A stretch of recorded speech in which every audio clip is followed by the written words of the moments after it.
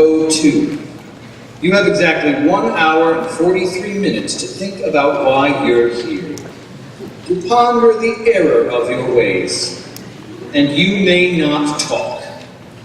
You will not move from these seats, well, except for a 10-minute break when you can hit the restrooms and concession stands where you will give us your money.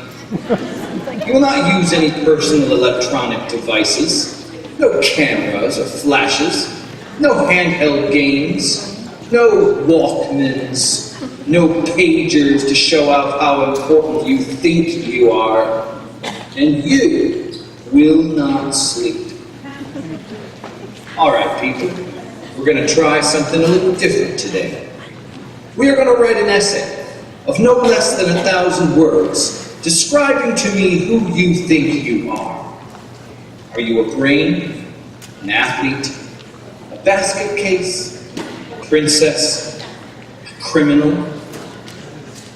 Maybe you'll learn a little something about yourself. Maybe you'll even decide whether or not you care to return. My office is right across that hall. Any monkey business is ill-advised. You mess with the bull, young man, you'll get the horns. And now, you will sit back and you will enjoy William Shakespeare's Much Ado About Nothing.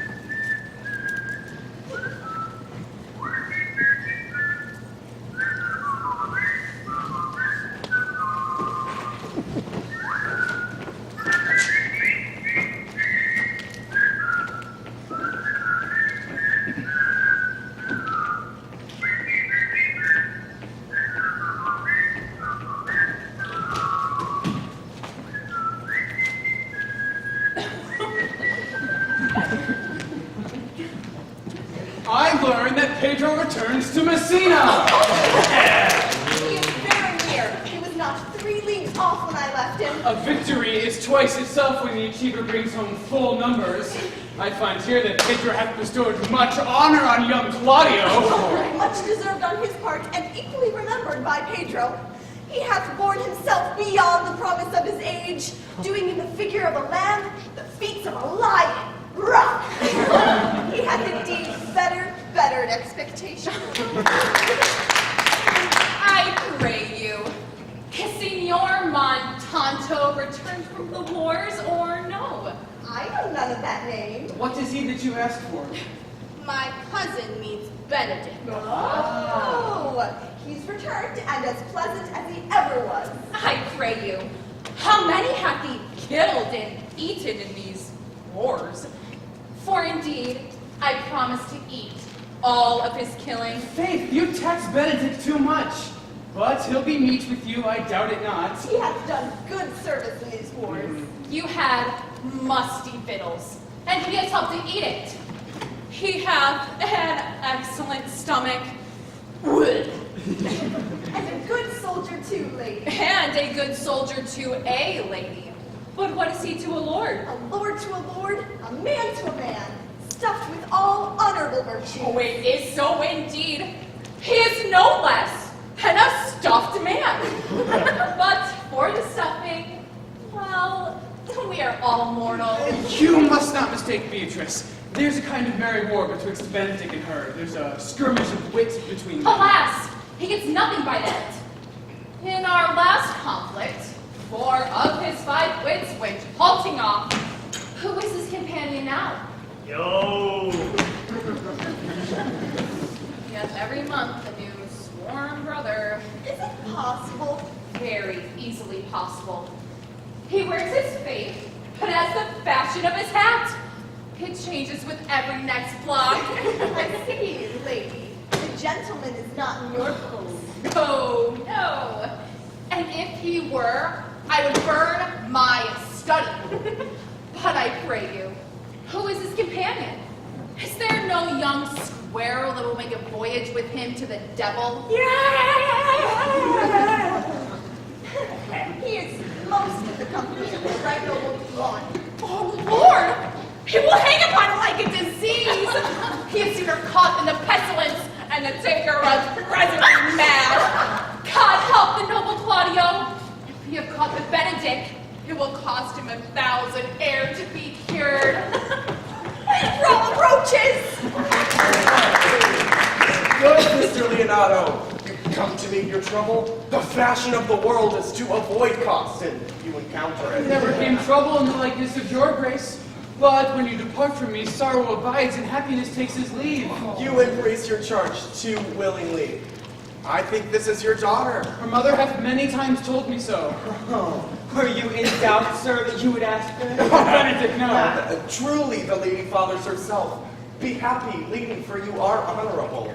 If Mr. Leonardo be her father, she would not have his head on her shoulders for all Messina, as like him as she is. I wonder that you will still be talking, Benedict.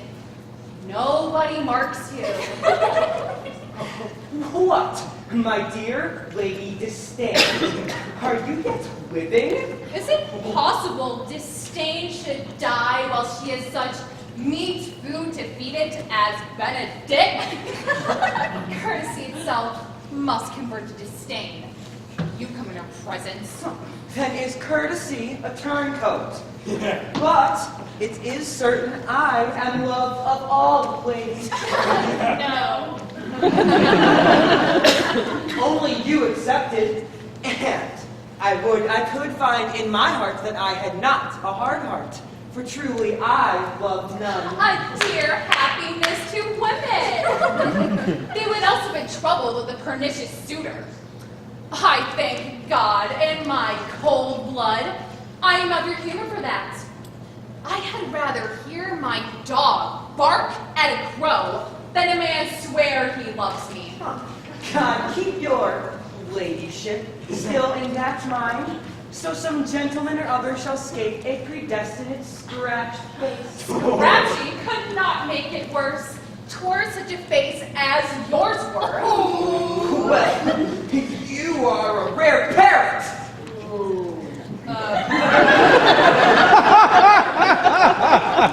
A bird of my tongue is better than a beast of yours. I would my horse had the speed of your tongue, but keep your way. I am done. You always end with Jade's trick. I know you of old.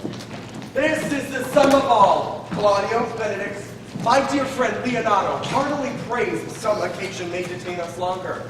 I dare swear he is no hypocrite, but prays from his heart. If you swear, my lord, you shall not be forsworn. Let me bid you welcome. My lady, being reconciled to Pedro, your brother, I owe you all duty. I thank you. I have not of many words, but I thank you. Please eat your bracelet on. We will go together.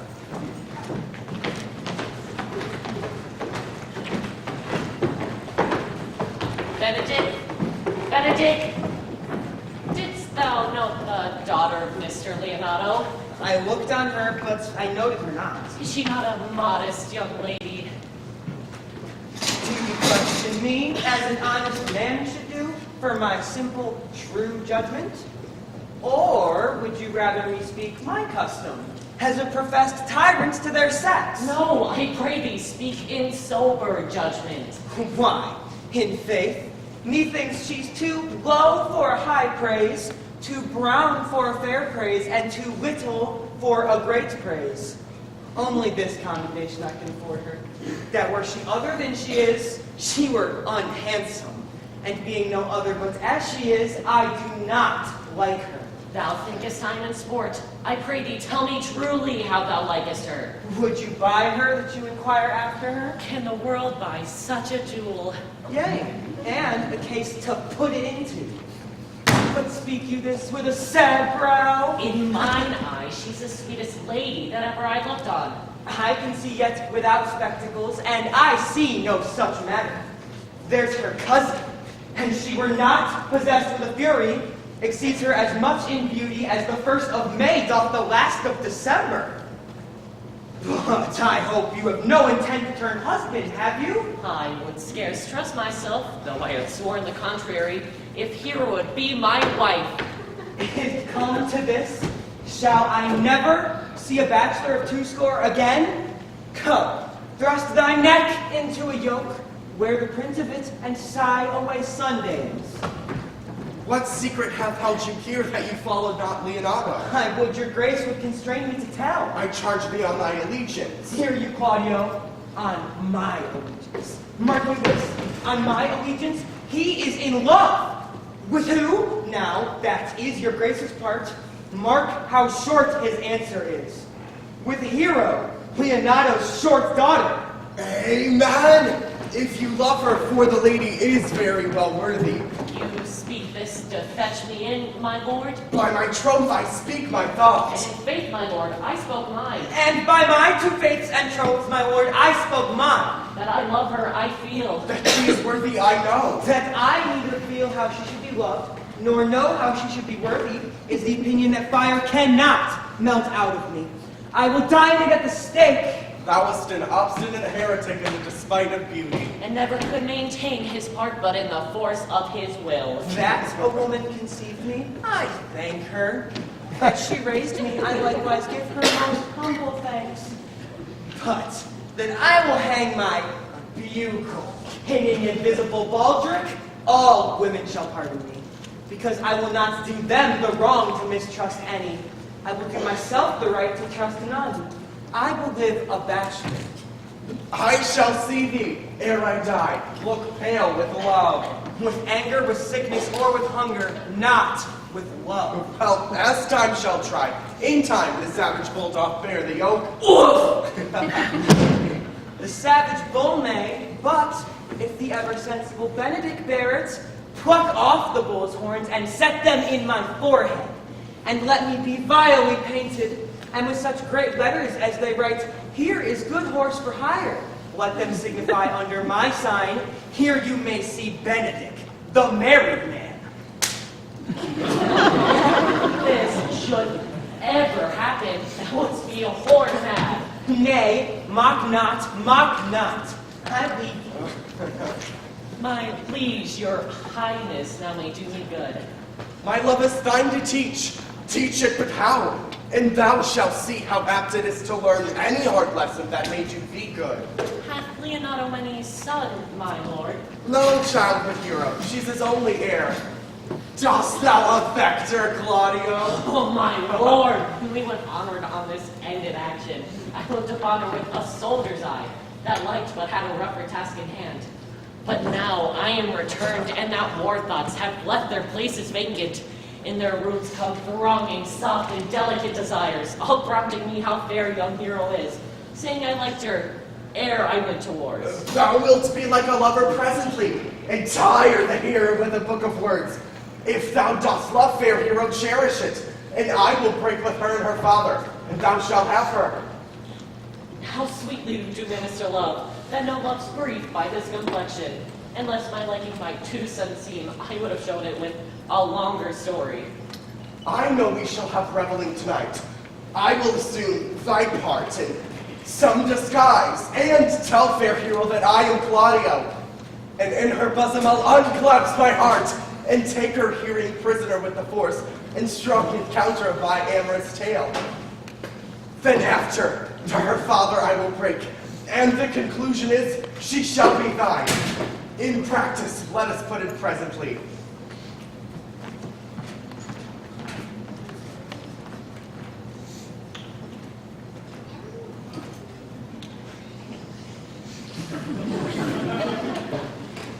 Why are you thus out of measure sad? There is no measure in the occasion that breeds. Therefore, the sadness is without limit. You should hear reason. And when I have heard it, what blessing brings it? If not a present remedy, at least a patient sufferance. I cannot hide what I am. I must be sad when I have cause, and smile at no man's jests. Eat when I have stomach, and wait for no man's leisure. Sleep when I'm drowsy, and tend on no man's business. Laugh when I'm merry, and claw no man in his humor. Yea, but you must not make a full show of this till you may do it without controlment. You have of late stood out against your brother, and he hath taken you newly into his grace where it is impossible. You should take true roots but by the fair weather that you make yourself. I had rather be a canker in a hedge than a rose in his grace, and it better fits my blood to be seen of all than to fashion a carriage to rob love from any. In this, though I cannot be said to be flattering honest, it must not be denied that I am a plain-dealing villain. If I had my mouth, I would bite, and if I had my liberty, I would do my will. And in the meantime, let me be that I am, and seek not to alter me. Can you make no use of your discontent? I make all use of it, for I use it only. What news brought you? Pedro, your brother, the prince, is royally entertained by Leonardo, and I can give you intelligence of an intended marriage. Will it serve for any model to build mischief on? What is he for a fool that betroths himself to inquire? Mary, it is your brother's right hand, Who, the most exquisite Claudio? even he. A proper squire. And who, which way looks he? On Hero, the daughter and heir of Leonardo. A very forward marched chick. How came you to this? I heard it agreed upon that Pedro should woo Hero for himself, and having obtained her, give her to Claudio. Come, let us thither. This may prove food for my displeasure. That young startup hath all the glory of my overthrow. If I can cross him any way, I bless myself every way. Your brochure will assist me. To the death, my lady. Will wait upon your ladyship.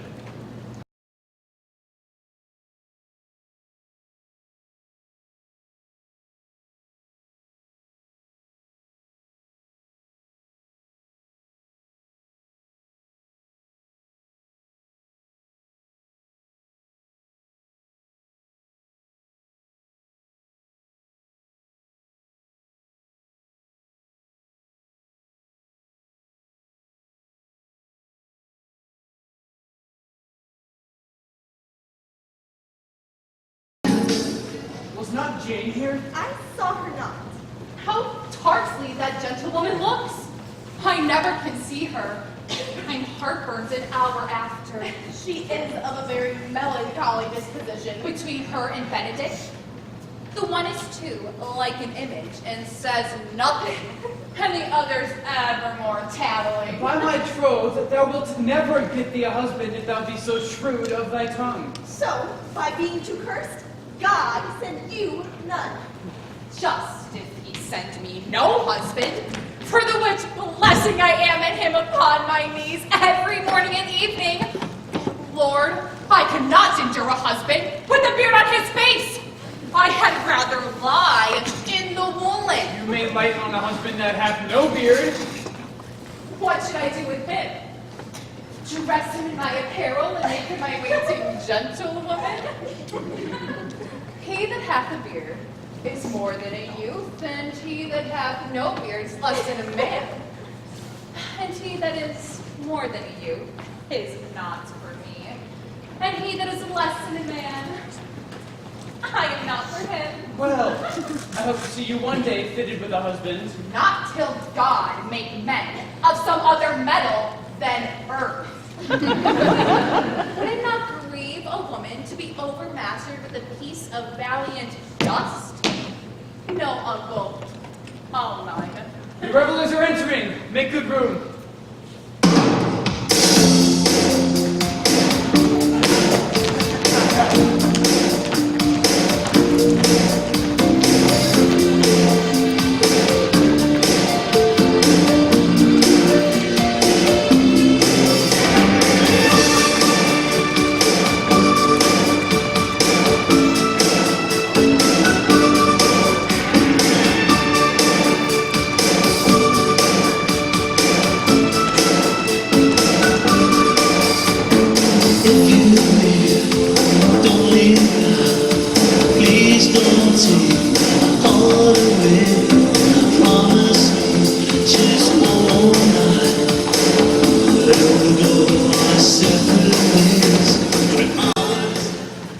Lady, will you walk with your friend? I am yours for the walk, and especially when I'm locked away. With me in your company? I may say so when I please. And would please you to say so. When I like your favor. Speak low if you speak loud.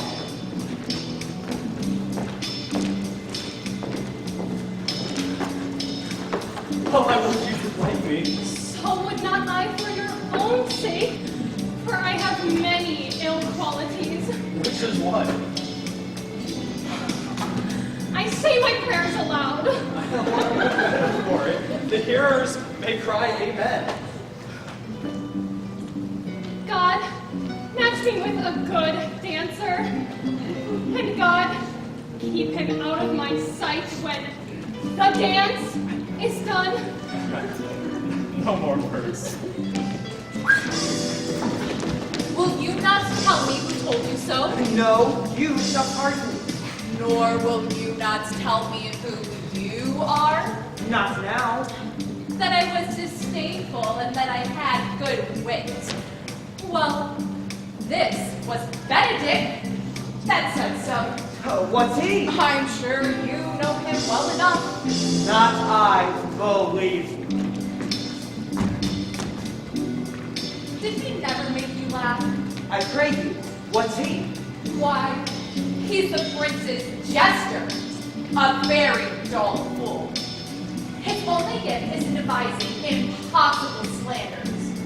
None but libertines like him, and the commendation's not in his wits, but in his villainy, for he both pleases men and angers them, and then they laugh at him and beat him. I am sure he is in this fleet. I would he had boarded me. When I know the gentleman, I'll tell him what he said. Do. He'll but break a comparison or two on me, which not marked at or laughed at strikes him into melancholy. He must follow the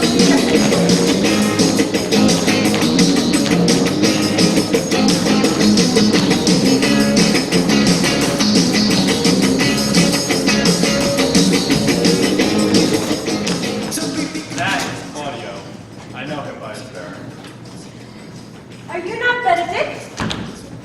know me well. I am he. You are very near my brother Pedro and his love. He is enamored on Hero. I pray you, dissuade him from her. She is no equal for his blood. You made your departure in honest manner. How know you he loves her? I heard him swear his affection. So did I too. And he swore he would marry her. Come, let us to the banquet.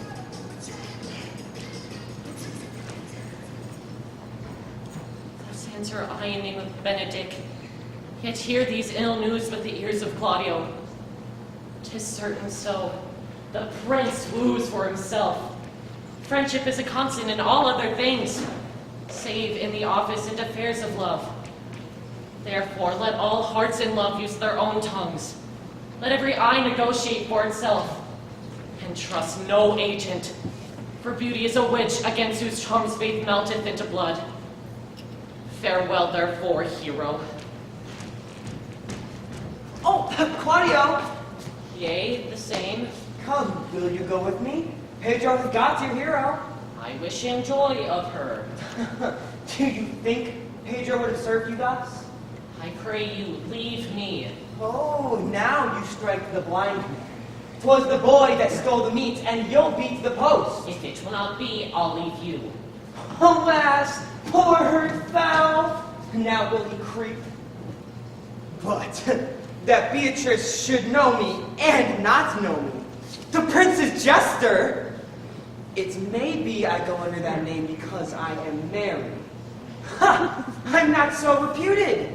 It is the base, though bitter, disposition of Beatrice that puts the world into her person and so leaves me out. Well, I'll be revenged as I may. Where's Claudio? Did you see him?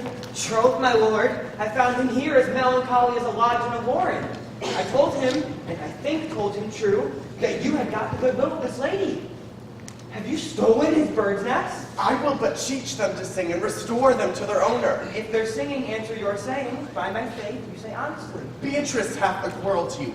The gentleman told her she is much wronged by you. Oh, she misused me. She told me, not thinking that I had been myself, that I was the prince's jester. But I was duller than a great thaw, huddling jest upon jest, that I stood like a man in the mark with a whole army shooting at me.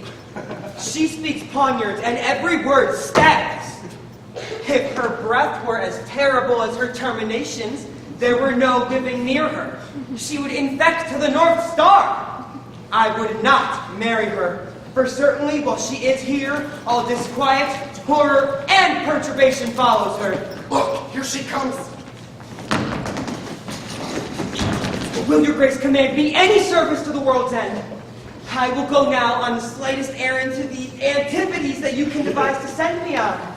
I will fetch you a toothpicker from the furthest inch of Asia, fetch you a hair off the great champ's beard, rather than hold 3 words conference with this harpy. You have no employment for me? None but to desire your good company. Oh, God. Here's a dish I love not. I cannot endure this lady tongue. Come, lady, come. You have lost the heart of Benedict. Indeed. He lent it to me a while, and I gave him use for it. Double heart for his single one. Once before he wanted me with false dice.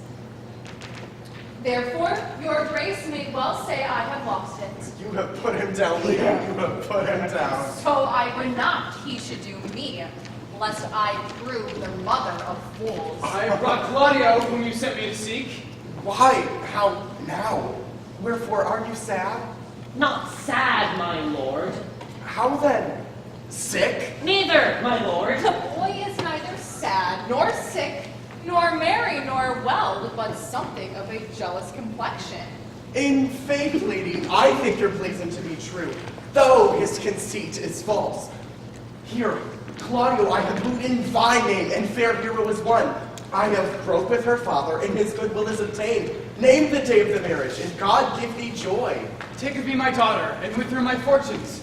His grace hath made the match, and all grace say, Amen to it. Amen.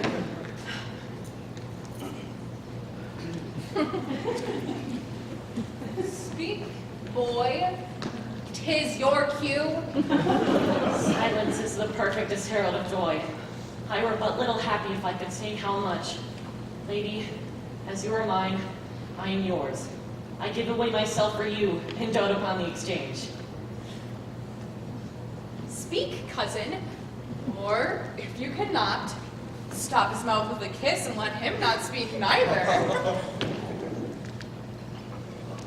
I should. Yeah.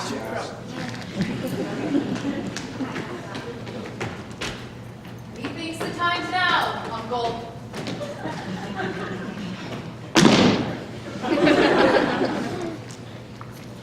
In faith, lady, you have a merry heart. Yea, my lord. I think it's port full.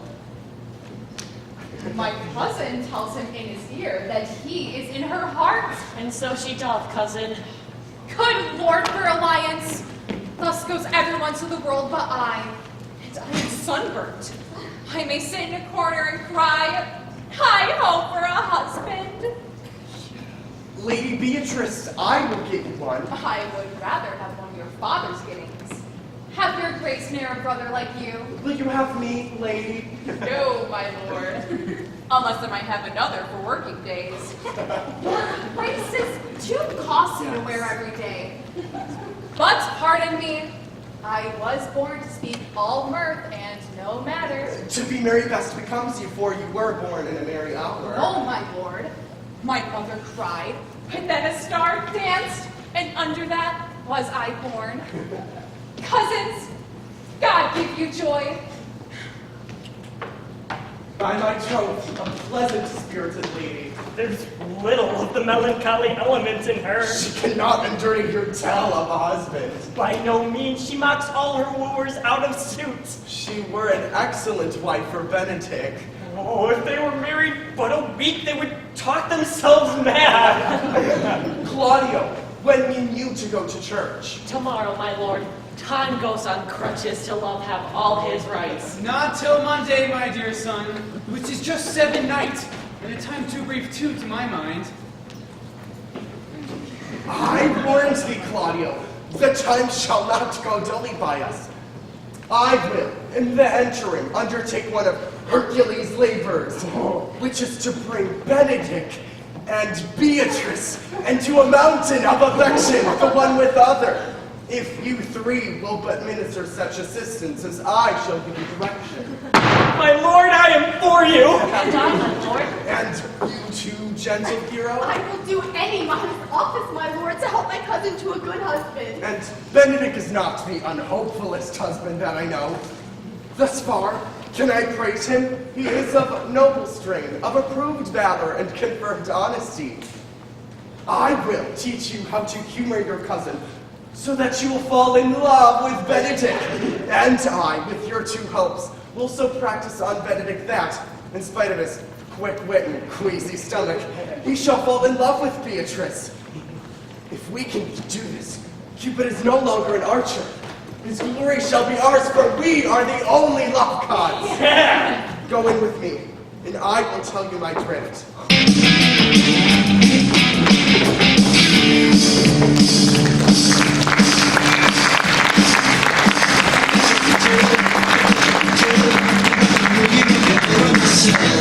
I want a doctor to take a picture so I can look at you from inside as well. He gets me turning up, I'm turning down, turning up, turning back, turning Japanese. I think I'm turning Japanese, I really think so. Turning Japanese, I think I'm turning Japanese, I really think so. Turning Japanese, I think I'm turning Japanese, I really think so. Turning Japanese, I think I'm turning Japanese, I really think so.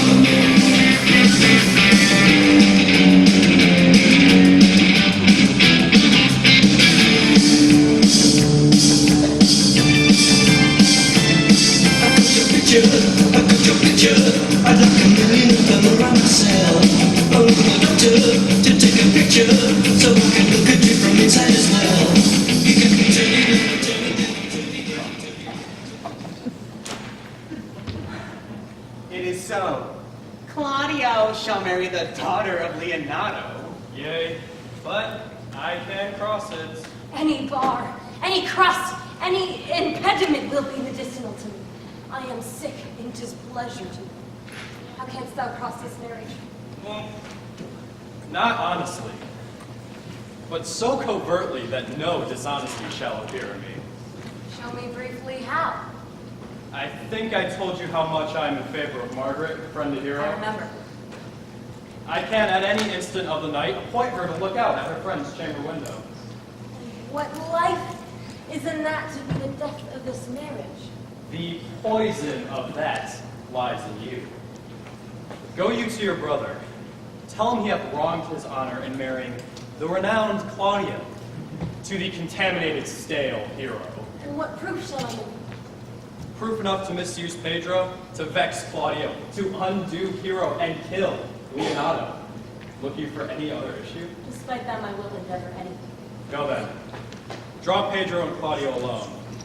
Tell them that Hero loves me, and you have discovered thus. They will scarcely believe us all at trial. Offer them instances to see me at Hero's chamber window. Hear me call Margaret Hero, and bring them to see this the very night before the intended wedding. For, in the meantime, I will so fashion the manner that Hero shall be absent, and there shall appear truth in Hero's disloyalty. I will put it in practice. Be cunning in the work. Be you constant in the accusation, and my cunning shall not shame me.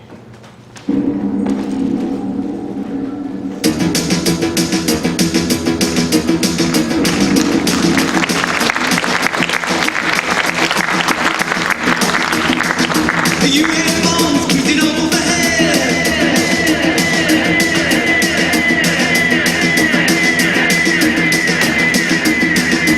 There goes my rocky red.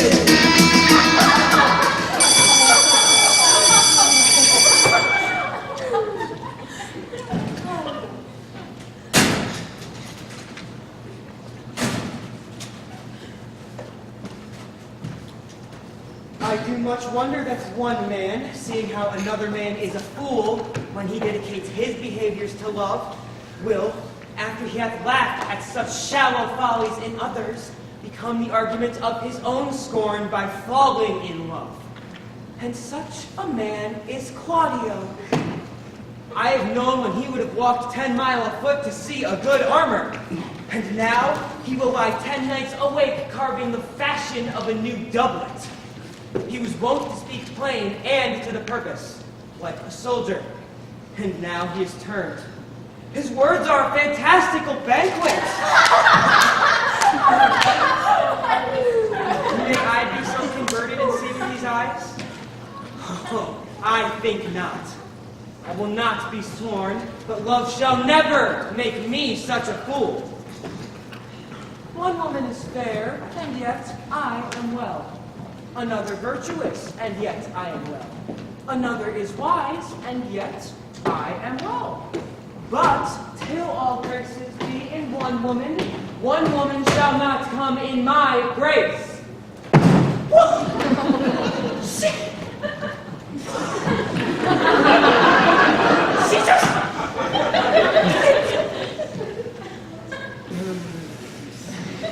Rich she shall be, that's certain. Wise, or I'll none. Fair, or I'll never look on her. Virtuous, or I'll never cheapen her. And mild, or come not near her. Of good discourse, an excellent musician, and her hair shall be of what color, please God? The Prince and Monsieur Love. I will hide him.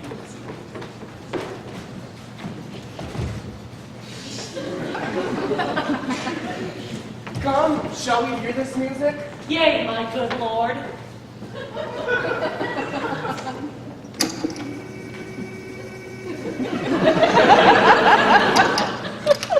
Software, Dion spoke so gentle, yeah.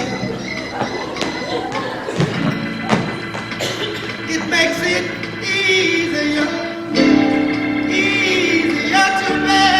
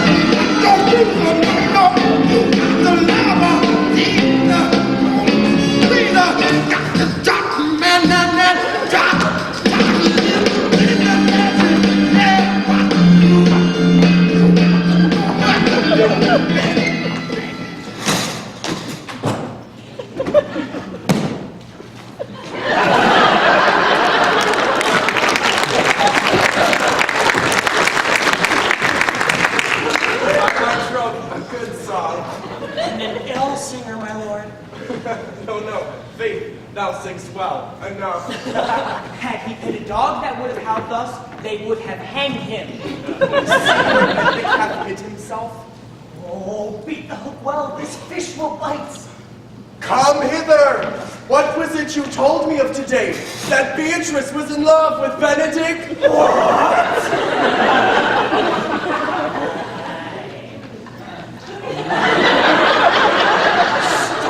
Stock on, the foul sits.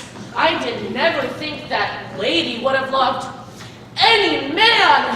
No, nor I neither. But so wonderful that she should so dote on Benedict, whom she hath in all outward behavior seemed ever to abhor. It's possible? Sits the wind in that corner? By my troth, my lord, I cannot tell what to think of it, but that she loves him with an enraged affection. It is past the infinite of thoughts. Maybe she doth but counterfeit. Faith, like enough. God, counterfeit? There was never counterfeit of passion that came so near the life of passion. As she discovers it, You amaze me. I would have thought her spirit had been invincible against all assaults of affection. as had I, my lord, especially against Benedict. I should think this a gull, but that fellow speaks it. Knavery cannot sure hide himself such. Yet they can be affection. Hold it up. Hath she made her affection known to Benedict? No, and she swears she never will. That's her torment. 'Tis true indeed, so Hero says. Shall I, says she, that have so often countered him with scorn, write to him. She railed at herself that she should be so immodest to write to one that she knew would flout her. Oh, why measure him, says she. By my own spirit, for I should flout him if he writ to me. Oh, yea, though I love him, I should. Then down upon her knees, she falls, weeps, sobs, beats her heart, tears her hair, prays, curses. Oh, sweet Benedict, God give me patience! Francis, yes, so much overborne her that Hero sometimes feared she will do a desperate outrage to herself. It is very true. I pray you tell Benedict of it and hear what he will say. Were it good, think you? Hero thinks surely she will die, for she says she will die if he love her not, and she will die if he... before she makes her love known, and she will die if he woo her rather than she will bate one breath of her accustomed crossness. She doth well. If she should make tender of her love, 'tis very possible who's sworn it. For the man, as you know, hath a contemptible He spirit. is a very proper man, He hath indeed a good outward happiness. in my mind, very wise. He doth indeed show some sparks that are like wit. Well, I am sorry for Beatrice. Shall we go seek Benedict and tell him of her love?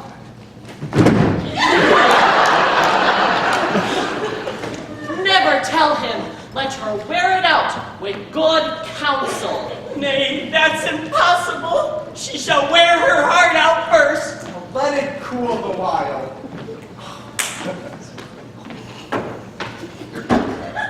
I love Benedict well, and I wish he would modestly examine himself to see how unworthy he is to have so good a lady. If you do not dote on her upon this, I will never trust my expectation. Let there be the same net spread that Hero and her friends carry. Let us send her to call him to practice.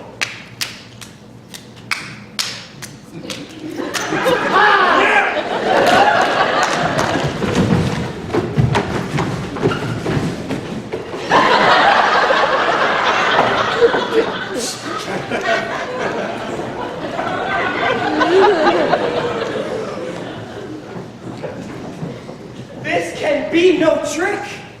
They have the truth of this from Hero. They seem to pity the lady. It seems her affections have their full bent. Of me? Why, it must be requited! I hear how I am judged. They say I will bear myself proudly if I perceive the love come from her. They say, too, that she will rather die than show any sign of affection. I never did think to marry. I must not seem proud. Happy are they that hear their detractions and can put them to mending. They say the lady is fair. 'Tis true, I can bear the witness. And virtuous, 'tis a truth, I cannot reprove it. And wise, but for loving me. By my troth, I will be horribly in love with her.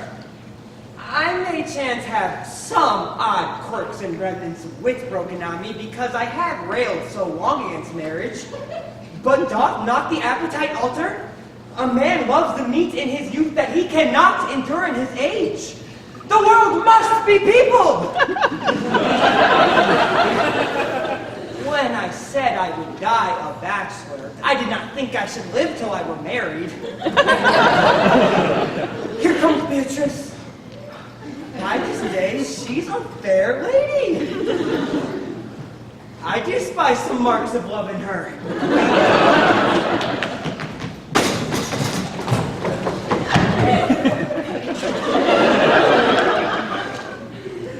Against my will, I am sent to bid you come into practice. Fair Beatrice, I thank you for your pains. I took no more pains for those things than you take pains to thank me. If it had been painful, I would not have come. You take pleasure then in the message? Yea, just so much as you may take upon a nice point. Fare you well now.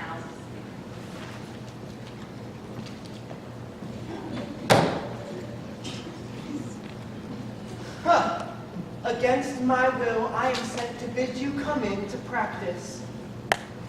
There's a double meaning in that. If I do not take pity of her, I'm a villain. If I do not love her, I'm a fool. I will go.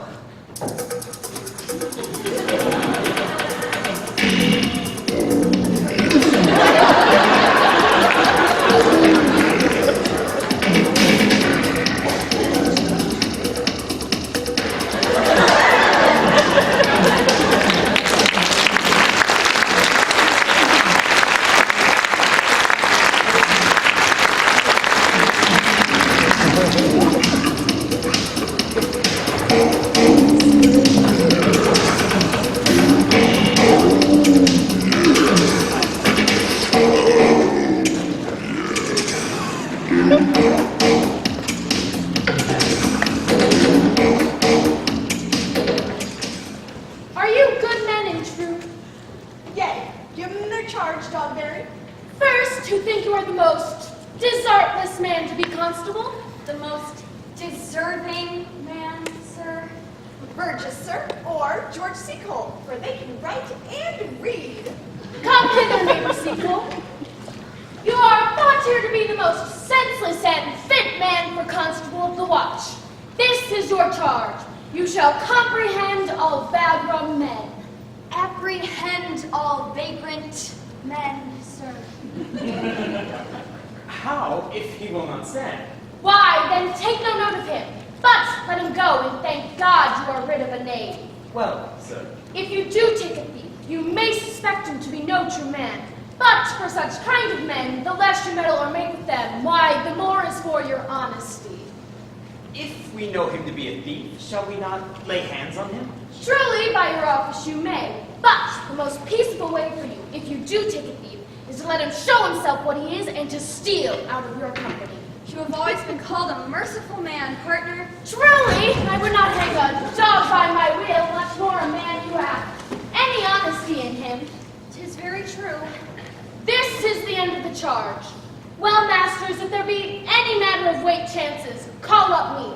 Keep your fellows' counsels and your own. We hear our charge. Let us go sit upon the bench. One word more. I pray you, watch about Leonardo's door for the wedding being there tomorrow. Adieu. Be vigilant, I beseech you. We shall be vigilant.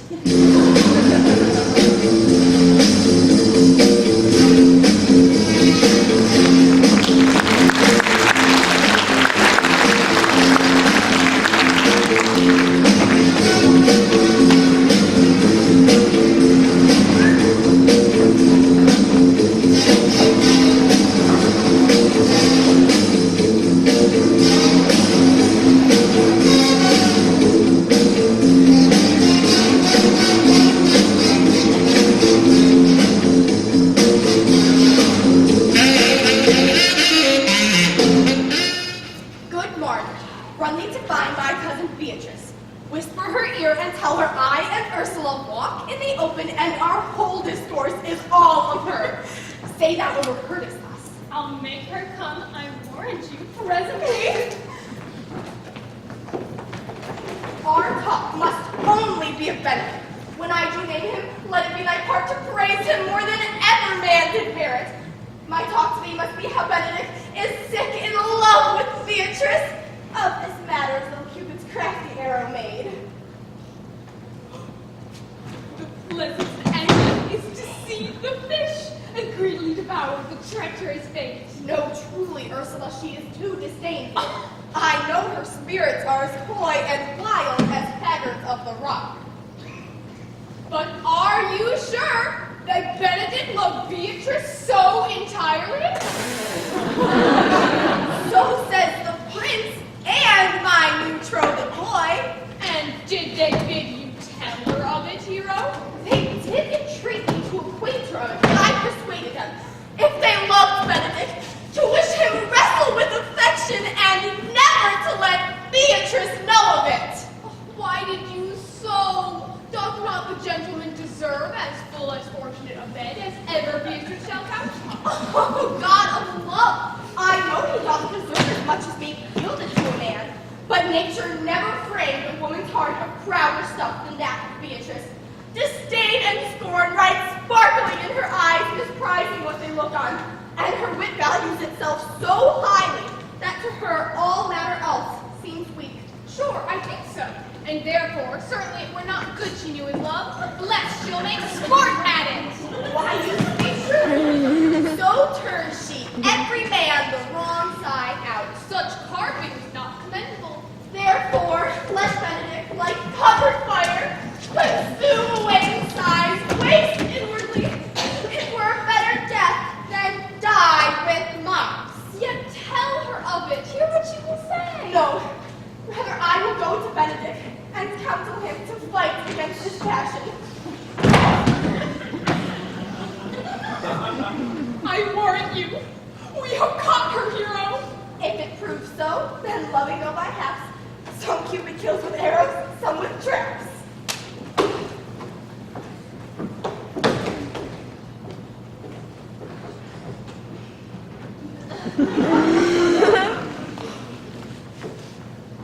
What fire is in my ears? Can this be true? Stand I condemned for pride and scorn so much? Contempt, farewell, and maiden pride adieu. No glory lives behind the back of such. When Benedict, love on! I will requite thee, taming my wild heart in thy loving hand. Thou dost love, my kindness shall incite thee to bind our loves up in holy band. For others say thou dost deserve, and I believe it better than reportingly.